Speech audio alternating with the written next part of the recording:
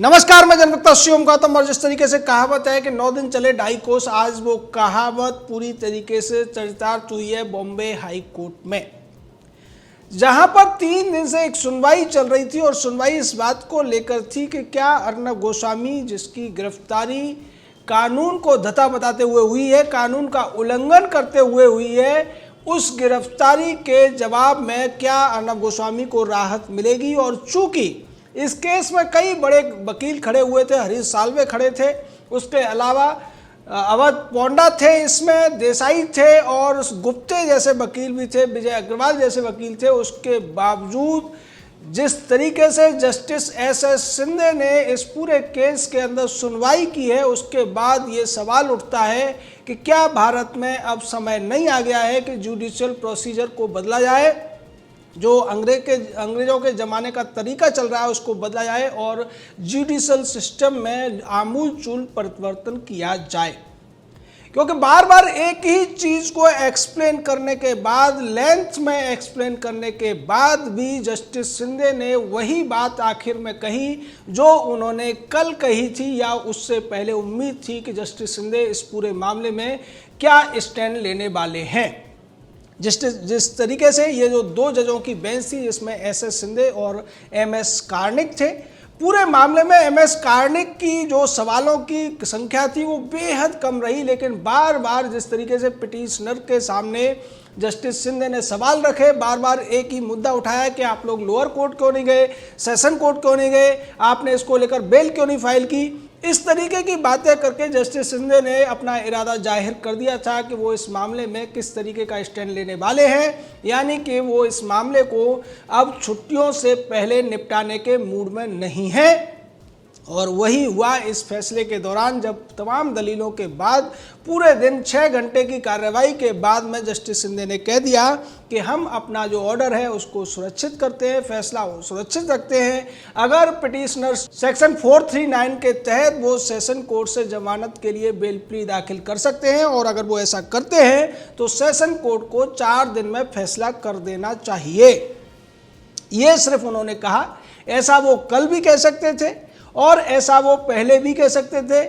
उससे पहले उन्होंने नहीं कहा, बल्कि जिस तरीके से उन्होंने कार्रवाई को लंबा खींचा और कार्रवाई शनिवार के लिए भी निर्धारित होने के बावजूद कोई फैसला न निकला, उससे हम उन लोगों को समझ में आ गया होगा कि भारतीय न्यायिक प्रक्रिया कितनी जटिल है, कितनी उबाऊ है, कितनी ज़्यादा समय खर्च करने वाली है, कितनी ज़्यादा पैसा खर्च करने वाली है। लेकिन उसके बावजूद आपको बहुत जल्दी न्याय मिल जाएगा, इसकी उम्मीद नहीं की जा सकती है। इसको लेकर सन्नी देओल की एक फिल्म आई थी, दाम था दामिनी। उसमें एक केस होता है और उस केस में तमाम तारीखें पड़ती हैं। तब सन्नी देओल का एक डायलॉग होता है, तारीख पे तारीख, तारीख पे तारीख, तारीख पे तारीख मिलती है, लेकिन नहीं मिलता तो सिर्फ न्याय, नहीं मिलता तो न्याय। और यही यहाँ होता हुआ भी दिख रहा है। तमाम केसेस के साइटेशंस दिए गए, सुप्रीम कोर्ट के केस बताए गए, हाई कोर्ट के केस बताए गए और वो रीजन भी बताए गए जिसकी वजह से अंतरिम राहत की मांग की गई थी। लेकिन जिस तरीके से जस्टिस शिंदे इस पूरे मामले में अड़े रहे और उन्होंने बार बार सवाल पिटीशनर से तो किए, लेकिन जब देवदत्त कामत और गुप्ते बोलने आए, उनसे उन्होंने बहुत ज़्यादा सवाल नहीं किए। उन्होंने सीधे तौर पर उन लोगों को लंबी और लेंथ में बोलने दिया। उसके बाद में हरीश साल्वे ने उन सभी जब सवाल जो उठाए गए थे सरकार की तरफ से या नायक फैमिली की तरफ से, उनका जवाब दिया। उसके बावजूद जस्टिस शिंदे ने कह दिया कि वो इस पर आज फैसला सुनाने नहीं जा रहे। अब सवाल उठता है कि क्या किसी ऐसे ओपन सेट मामले में भी किसी बड़ी अदालत को इतना लंबा समय चाहिए? क्या वो अन्य मामलों में इसी तरीके से लंबा समय लेते हैं? क्या इस तरीके के पहले और उदाहरण हैं? तो यहाँ जवाब होता है नहीं, क्योंकि जिस तरीके से पिछले दिनों देखने को मिलता था कि जो वामपंथी विचारधारा वाले लोग होते थे या इसी तरीके के जो लोग होते थे, उनको लेकर जब हैबियस की याचिकाएं लगती थी, तब उन याचिकाओं में कितनी जल्दी फैसला हो जाता था, बहुत ज़्यादा लंबी बहसें नहीं होती थी। कन्हैया कुमार जैसे व्यक्ति के लिए भी हाईकोर्ट बहुत लंबी बहस नहीं करता है। उमर खालिद या फिर उससे पहले याकूब मेनन के मामलों में इतनी लंबी बहसें नहीं होती हैं। लेकिन यहाँ जिस तरीके से बहस को लंबा खींचा गया और 6 बजने का इंतजार किया गया, उसके बाद फैसले देने के नाम पर ऑर्डर दे दिया गया कि फैसला सुरक्षित है। अब सवाल ये है कि क्या कोई आम व्यक्ति इस तरीके से बड़े वकीलों को लाकर अपने पक्ष को रख सकता है? अभी यहाँ एक संपादक है, एक बड़े टीवी चैनल का संपादक है, उसके खिलाफ एक मामला है जो 2 साल पहले बंद हो गया था। राज्य सरकार उस व्यक्ति को बदनीयती से फंसाना चाहती है और वो फंसा भी लेती है। उसको लेकर पुलिस को लोअर कोर्ट से रिमांड भी नहीं मिलता है। तमाम ऐसे सबूत हैं, तमाम ऐसे तथ्य हैं, उसके बाद में तमाम सेटल्ड लॉ है, केस लॉ है, जिसमें हाई कोर्ट के भी डिसीजंस हैं, सुप्रीम कोर्ट के भी डिसीजंस हैं। उसके बावजूद 2 जज बैठकर लंबी एक कार्रवाई चलाते हैं और उस कार्रवाई के बावजूद फैसला नहीं आता है। निश्चित तौर पर इस पर सवाल जनता भी उठा सकती है। दूसरे लोग जो कानून को दूर से देखते हैं वो सोचेंगे कि ये तो कंटेम्प्ट ऑफ कोर्ट हो सकता है। नहीं, हमने जो कुछ कहा है वो कंटेम्प्ट ऑफ कोर्ट के दायरे में नहीं आता है। हम कानून के विद्यार्थी रह चुके हैं और हम ऐसा कह सकते हैं कि अदालत की कार्रवाई किस तरीके से चल रही है, इस पर सवाल उठाने का हक हर नागरिक को है। और अब समय आ गया है कि देश के नागरिक इकट्ठा होकर एक स्वर में देश की सरकार से ये मांग करें कि इस तरीके के सिस्टम को बदलने की जरूरत है। इस तरीके से लंबी लंबी प्रक्रियाओं के बावजूद अगर फैसला नहीं आएगा और जिस बात की राहत संविधान के आर्टिकल 32 में देने की बात की गई है वो नहीं मिलेगी, तो फिर उन आर्टिकल्स का मतलब क्या रह जाएगा। ये आर्टिकल एक मौलिक अधिकार के तौर पर देखा जाता है, जिसमें अगर कहीं पुलिस किसी व्यक्ति को गलत तरीके से डिटेन करती है तो उसका बंदी प्रत्यक्षीकरण का अधिकार होता है और उसके तहत उस व्यक्ति को यह अधिकार है वो हाई कोर्ट या सुप्रीम कोर्ट में जाकर अपने आप को मुक्त कराने के लिए याचिका लगाए। लेकिन सवाल ये उठता है कि इस तरीके की याचिकाओं पर बहस कितने दिन चलनी चाहिए, फैसला कितने घंटों में आ जाना चाहिए। इसका मतलब यह है कि चूंकि 24 घंटे का समय पुलिस की गिरफ्तारी और कोर्ट के बीच दिया जाता है, अगर किसी व्यक्ति को किसी अपराध में भी गिरफ्तार किया जाता है तो उस समय भी 24 घंटे का समय होता है पुलिस के पास कि उसे 24 घंटे के भीतर किसी मजिस्ट्रेट के सामने व्यक्ति को पेश करना पड़ेगा। लेकिन अगर हैवियस की याचिका है तो उसको और ज़्यादा जल्दी यानी कि 24 घंटे से कम समय में निपटारा किया जाना चाहिए। ऐसा एक आम समझ बनती है, लेकिन ऐसा होता हुआ नहीं दिखता है। तमाम केसेस में पुलिस का जो उत्पीड़न है इसी तरीके से सामने आता है। कई केसेस में तो ऐसा होता है कि कई कई दिन तक व्यक्ति को पुलिस डिटेन कर लेती है, लेकिन न तो उसके घर वालों को पता होता है, न उस व्यक्ति को पता होता है कि वो कहाँ पर है। अब हाई कोर्ट में ये फैसले जब इस तरीके से होंगे तो निश्चित तौर पर जो आम नागरिक है उसके अंदर ये भय पैदा होगा कि अगर गलती से उसे पुलिस ने पकड़ लिया और उसके परिवार वाले हाई कोर्ट भी जाते हैं, सुप्रीम कोर्ट भी जाते हैं, तब भी उनके पक्ष में फैसला आ जाएगा, तब भी उस व्यक्ति को मुक्त करके जनता के सामने लाया जाएगा या अदालत के सामने लाया जाएगा, इसकी कोई गारंटी नहीं है। यहाँ पर जिस तरीके से जो डिटेन किया गया था, जो गिरफ्तारी थी, उस पर सवाल उठाए गए थे, पुलिस के अधिकारों पर सवाल उठाए गए थे और यह पूछा गया था कि क्या राज्य सरकार को यह अधिकार है कि वो जो कोर्ट का अधिकार है उसको बाईपास कर सकते हैं। क्या कोर्ट का जो अधिकार है री इन्वेस्टिगेशन का उसको राज्य सरकार बाईपास कर सकती है।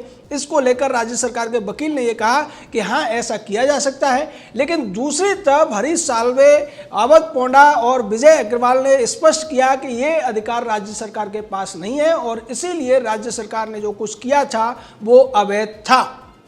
मुद्दा यहाँ राज्य सरकार की तरफ से यह भी बनाया गया कि अगर वो अवैध था तो फिर मजिस्ट्रेट ने जुडिशियल कस्टडी क्यों दे दी। इस मामले में जुडिशियल कस्टडी देने का जो फैसला है मजिस्ट्रेट का, उस पर सवाल उठने चाहिए। दूसरी तरफ कहा यह भी गया क्योंकि इस पूरे मामले में जो विक्टिम की फैमिली है उसका हित नहीं देखा गया है, उसको नोटिस नहीं जारी किया गया है, इसलिए सबसे ज़्यादा अगर सोचने की ज़रूरत है तो विक्टिम फैमिली के लिए सोचने की ज़रूरत है, जिसका जवाब हरीश साल्वे ने दिया कि 2019 से लेकर अब तक विक्टिम की फैमिली क्या कर रही थी। उन लोगों ने अब तक क्यों इसके खिलाफ कोई प्रोटेस्ट याचिका नहीं लगाई थी, क्यों जांच की मांग नहीं की थी। और ये जांच की मांग तभी उठती है जब अर्नब गोस्वामी उद्धव ठाकरे के खिलाफ सवाल उठाते हैं, अर्नब गोस्वामी सोनिया गांधी के खिलाफ सवाल उठाते हैं, अर्नब गोस्वामी जब शरद पवार के खिलाफ सवाल उठाते हैं। इसको लेकर जो दूसरे अन्य 2 आरोपी हैं उनकी तरफ से भी सवाल उठाए गए कि अगर राज्य सरकार को दुश्मनी अर्नब गोस्वामी से थी फिर हमें क्यों फंसाया जा रहा है।